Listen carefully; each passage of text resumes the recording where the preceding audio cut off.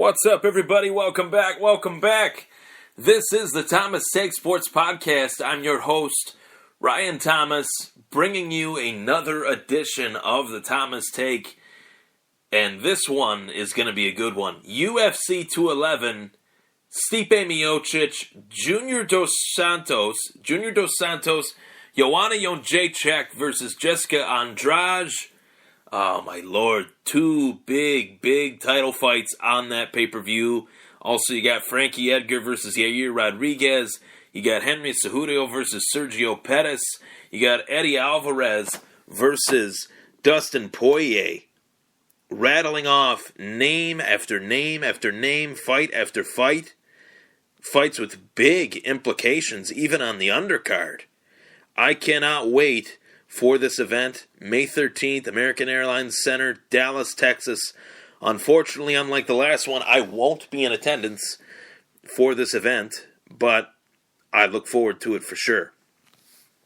The fight that I am most excited for on this card, that I purposely left out to give it this designation, as the fight I am most excited to see, is a welterweight bout featuring Demian Maia taking on Jorge Masvidal. Two longtime UFC vets. Maia, the submission ace. Jorge Masvidal, the slug-it-out, dog-eat-dog fighter that he is, coming off a huge victory over Donald Cerrone. And Demian Maia, in his own right, coming off a huge victory over Carlos Condit.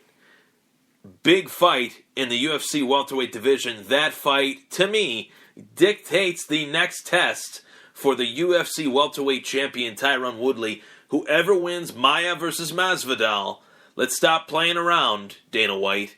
Put that guy in the title fight with Tyron Woodley. Both of these guys are extremely deserving. No more money fight talk. In this situation, Maia and Masvidal have waited long enough. They've been in the UFC for over a decade. Do what's right. Don't give either one of these fighters a title shot on 2 weeks' notice after being in the UFC for 10 years like you did Bisping. This is a big fight. And Frankie Edgar is in a big fight. Demian Maia is in a big fight. Obviously, I just mentioned Henry Cejudo is in a big fight. These fights are big fights. This is probably one of the most stacked cards that the UFC has put on in 2017 this year. I really liked UFC 210. It was fun. It was great to watch it in Buffalo. But the fights were not as deep as this card. No doubt about that. This card is stacked. On the preliminary card, Eddie Alvarez is actually going from main eventing UFC 205 versus Conor McGregor to main eventing the preliminary card on Fox Sports 1. It says on FX, but I'm assuming that might be wrong. Maybe not. Maybe they're moving the prelims back to FX. But let's talk about the main event. Stipe Miocic versus Junior Dos Santos. This is a rematch. Dos Santos is the last man to defeat the current heavyweight champion, Stipe Miocic. This is a guy that really showed up in the last fight versus Alistair Overeem in his hometown in Cleveland. And we saw him eat. We saw him literally eat some hard shots from one of the best heavyweight strikers that the sport of mixed martial arts has ever seen. And he won that fight. Defended his belt in the land. Rode off into the sunset. Who's next for him? Junior Dos Santos is next. But in thinking about Stipe Miocic's last fight, that was at UFC 203. This is UFC 211. Why did it take the UFC so long to put Stipe Miocic back in there as the heavyweight champ? I don't understand that. That was one thing that I thought, why has it been so long? Almost a year since Stipe Miocic has last fought. That year kind of snuck up on us, but why has it been that long? I don't know why. Obviously the challengers in the division, that's one way you can look at it. Verdum is kind of going crazy right now. I don't know what the hell he's doing. you got Cain Velasquez, who can't stay healthy. He slips on a banana peel and tears his knee every other week. So that's not good. So really, Junior Dos Santos might not even been virtually the right number one contender, but given that Junior owns a win over Stipe already, playing that angle for the UFC and giving Junior Dos Santos the title shot was actually a good choice. Giving Stipe a chance to avenge the last loss of his career, which was a very close fight. The heavyweight fights in the UFC and in the sport of mixed martial arts all around, whether it be in the UFC or Bellator or in other organizations, it ends one of two ways. A heavyweight fight goes one of two ways. It's either going to be a slugfest, where the guys fight for 3 rounds or 5 rounds, or it is going to be an instant one-punch knockout, or one kick, or something of that nature. It either ends quick or it goes long. They can either take the punch or they can't. And in that case, with Miocic and Dos Santos, that was back in UFC on Fox. That was in 2014, I'm pretty sure, December of 2014. Not sure who else was on that card. I could look that up in a bit, but that was a big fight. A big fight indeed. And it was a fight in which I was excited for it. I thought it would deliver. It did deliver. Got a fight that definitely gave us what we wanted. And I think that this is a fight that is also giving us what we want. A rematch to see if Stipe can get over the hump, get that win back. Can Junior Dos Santos reclaim the belt? I think that this is probably the best UFC title fight of all time. And when you go back in the record books and you look at who has fought for the UFC heavyweight title, names like Couture, Arlovsky, Mir, Lesnar, Carwin, those were big names in the sport.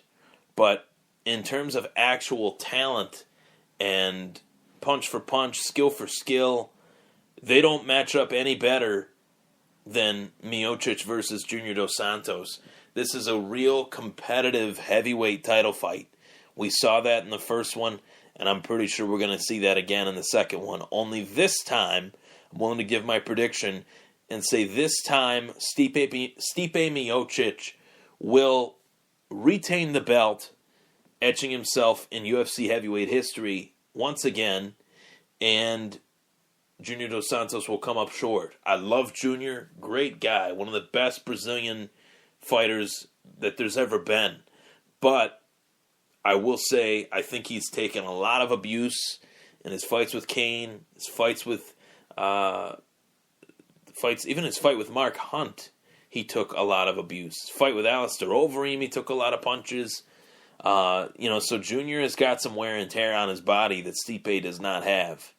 And as tough an SOB as Junior is, I think Stipe Miocic is a real rare breed, a guy that can really throw one punch and just put you out from close proximity.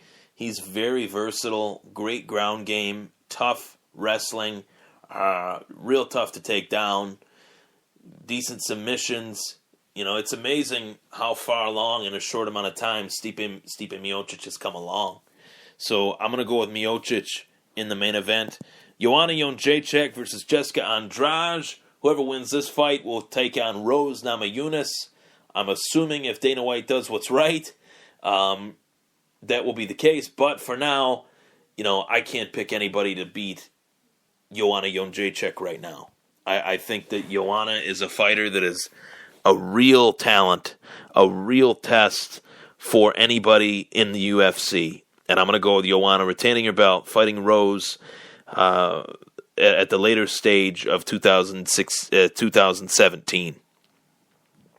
Next fight, obviously, Maia versus Masvidal. You have the most intriguing matchup on the card, in my eyes, is Maia and Masvidal, as I said earlier. Masvidal is the striker. Maia is the jiu-jitsu ace. Maia just needs to get a guy to the ground. That's all he needs to do. From there, it's smooth sailing. But does he get Masvidal to the ground? That's the tough part. The fight starts on the feet, with both fighters standing on the feet. So will Maia be able to get Masvidal down? Maia just submitted Carlos Condit in the first round. I think he can do the same with Jorge Masvidal. I'm going to go with the wily vet and Damian Maia getting his title shot versus Tyron Woodley. So Maia in that one. Eddie Alvarez versus Dustin Poirier. I'm going Poirier. I think Eddie Alvarez is a shell of himself. Does not look the same. Sergio Pettis versus Henry Cejudo. I'm going to go with Cejudo using his superior wrestling. And I know I'm forgetting about a fight, so let me check that out real quick. Frankie Edgar and Yair Rodriguez. How could I forget? How could I forget this fight? Yair Rodriguez is a rising star. Frankie Edgar is the former UFC lightweight champion, 2-time UFC featherweight title challenger. I think Frankie, this is a trap fight for Frankie, but I think Frankie will rise to the occasion and beat Yair Rodriguez. I think he's going to take him down, try to outpoint him. Yair might mess up Frankie Edgar pretty bad, but I think Yair is going to take it. I think Frankie might get messed up pretty bad, but I think Frankie is going to take it. The UFC is hoping that Yair Rodriguez gets the victory so he can launch himself into title contention in the UFC featherweight division. I think he has what it takes to be the next featherweight champ after the winner of Aldo and Holloway comes along. He'll take on the winner of that fight, and I think he'll beat either one of them and be the UFC featherweight champion for a long time. But first, this is his first speed bump, and he won't lose by much, but it'll be just enough for the judges to give it to Frankie Edgar.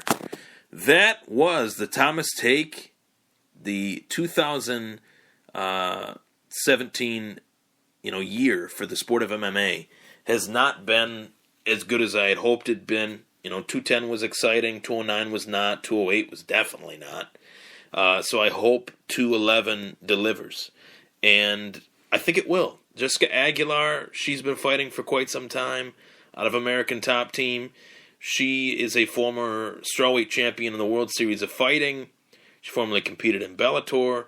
She is fighting as the preliminary card in a women's strawweight fight versus Courtney Casey. And Casey is 6-4. So she's definitely had some struggles, but she's had some successes too.